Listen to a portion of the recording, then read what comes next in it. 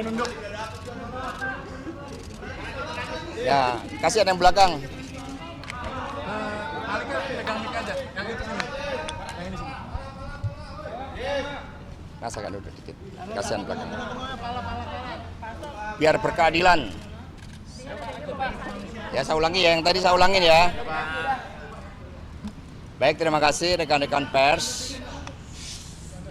Baik, terima kasih rekan-rekan pers. Jadi di pagi yang cerah ini, seperti yang saya janjikan, selaku warga negara yang taat pada hukum, saya memenuhi panggilan dari Komisi Pemberantasan Korupsi untuk memberikan keterangan, dan saya diundang dalam kapasitas sebagai saksi atas persoalan yang berkaitan dengan saudara Harun Masiku. Saya akan memberikan keterangan dengan sebaik-baiknya, dan saya didampingi oleh penasihat hukum saya, ada Bung Patra Sen, ada Bung Roni, dan ada Bung Jo Tobing. Sehingga nanti setelah tugas sebagai saksi ini saya jalankan dengan sebaik-baiknya, saya akan memberikan keterangan pers dengan selengkap-lengkapnya. Terima kasih. Pak, Ya. kalau menurut Bapak ini tuh bidikannya Nanti sebagai apa, Pak? penasihat.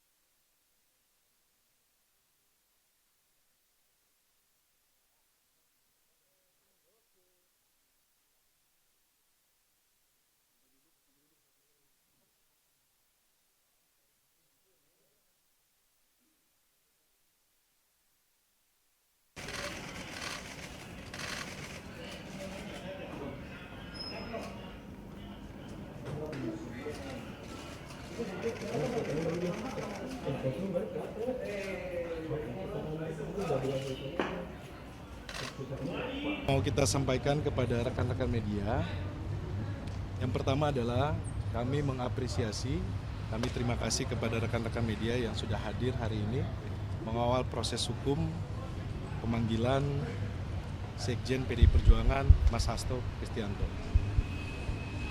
Yang kedua, kami hadir di sini sebagai warga negara yang baik.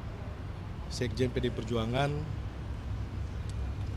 menghormati atas panggilan dari KPK dan kami kooperatif.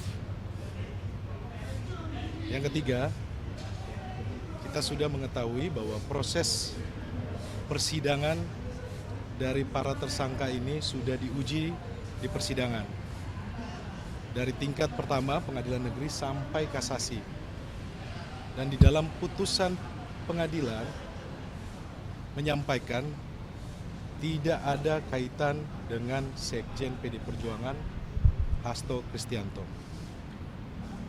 antara para tersangka dengan Sekjen PDI Perjuangan Mas Hasto Kristianto. Ini perlu kita garis bawahi. Maka ini yang perlu kita sampaikan kepada masyarakat agar bisa diketahui bersama. Selanjutnya akan disampaikan oleh rekan saya, Bung Patra. Terima kasih. Baik, saya hanya tambahkan saja ya. Putusan nomor 18 tanggal 28 Mei 2020 atas nama terdakwa Saiful Bahri sudah putus. Sudah inkrah. Yang kedua, putusan kasasi nomor 37 di tingkat pertama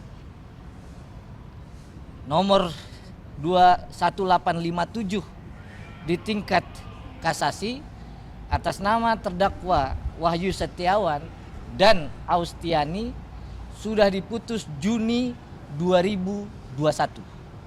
Ya, saya ulang, Juni 2021. Dalam persidangan tersebut sudah diperiksa saksi-saksi. Sudah diperiksa semua alat bukti. Ya. Dan dalam persidangan tersebut sudah menjadi fakta yuridis, tidak ada keterlibatan Pak Hasto dalam kaitannya dengan suap dan gratifikasi yang dilakukan oleh para terdakwa. Jadi saya ulang, di dua persidangan yang putusannya sudah inkrah van geus, mengikat secara hukum, tidak ada keterlibatan Pak Hasto dalam perbuatan-perbuatan yang didakwakan oleh penuntut umum. Oleh karenanya, pada hari ini Pak Hasto hadir itu sebagai satu bukti. Beliau sebagai warga negara dan dipanggil selaku Sekretaris Jenderal PDI Perjuangan adalah orang yang taat hukum, orang yang juga ingin membantu pihak Komisi Pemberantasan Korupsi.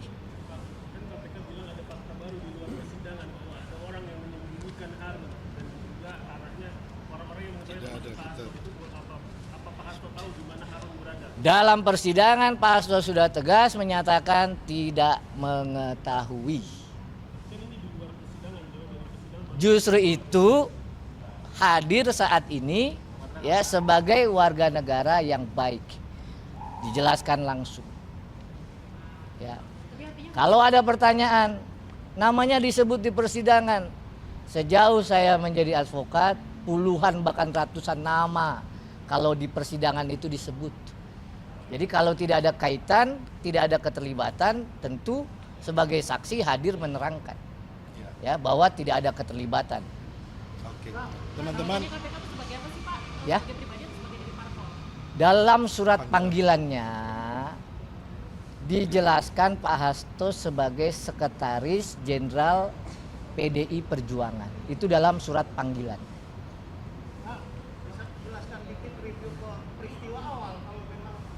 Baca putusan. Tapi ada satu media menyebutkan sebelum Harun melarikan diri atau dinyatakan dulu Pak Hasto sempat berfoto atau berada bersama Harun di PT. Nggak bisa direview Pak, agak Dua yang mau saya sampaikan ya. Terkait Pak Harun Masiku, tentu yang lebih tahu penyidik. Karena penyidik adalah orang yang harusnya mengetahui keberadaan beliau. Yang kedua, terkait apapun cerita tentang Pak Hasto sudah tegas menyatakan tidak tahu menau. Dan diperkuat dengan putusan. Ya. soal keberadaan bersama di PTK, Bang. Justru itu, ya. Intinya adalah ya kalau soal itu silakan tanya ke penyidik. Ya. Yang pokok di sini adalah perkara suap, perkara gratifikasi. Ada nggak keterlibatannya? Ya. Nah, terkait dengan hal-hal yang lain sudah tegas Pak Hasto sampaikan secara pribadi, ya, diulang-ulang, sudah disampaikan juga di bawah sumpah di persidangan, beliau tidak mengetahui. Bang, Ya. kemarin KPK kan memeriksa pengacara Simeon Petrus, terus Sebelum jawab itu saya isi. Ganda sama Melita Gibran. Apakah orang-orang ini kenal mata? Kami nggak tahu kalau soal itu. Ya, kami mendampingi ya Pak Hasto dalam kapasitasnya dipanggil sebagai saksi. Ya, teman-teman, sebelum kita jawab ke situ, kita mempunyai grafik di mana ketika Sekjen PDI Perjuangan menyampaikan kritik atau autokritik ya dari proses Pilpres kemarin, grafiknya itu menaik. Isu ini selalu dinaikin. Kalau kita lihat bulan April pendaftaran pengumuman, kemudian bulan September ini ketika ada di Museum Fathahvela Kemudian bulan Oktober ketika ada putusan MK. Kemudian ada pendaftaran saudara Gibran. Kemudian bulan November ketika ada namanya dugaan kriminalisasi terhadap Mas Butet, Mas Aiman, dan beberapa aktivis.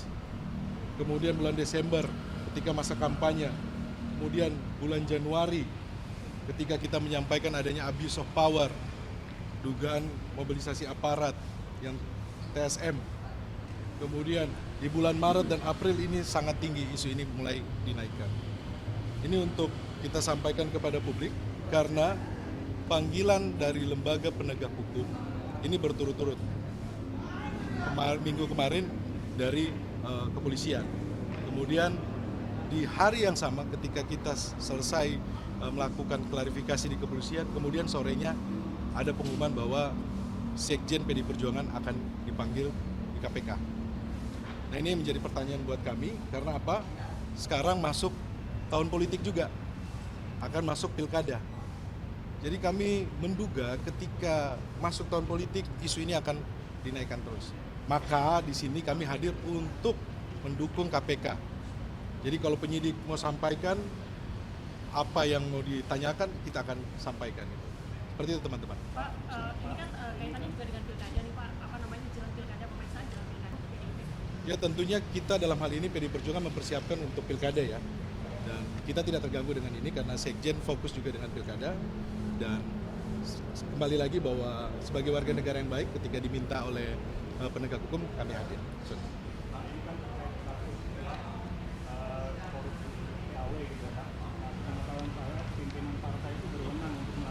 Sudah ada di putusan. Sudah ada di putusan teman-teman dan itu bisa dibaca dan disampaikan ya. Dan bisa di. Tapi kalau keinginan Mas Hasto sendiri gimana sih? Apakah emang pengen? Oh, nanti kalau yang itu nanti kita tunggulah ya. Ya. Udah oke ya? Udah cukup ya? Ya. Oke. Makasih banyak perhatian dan kerjasama. Assalamualaikum warahmatullahi wabarakatuh.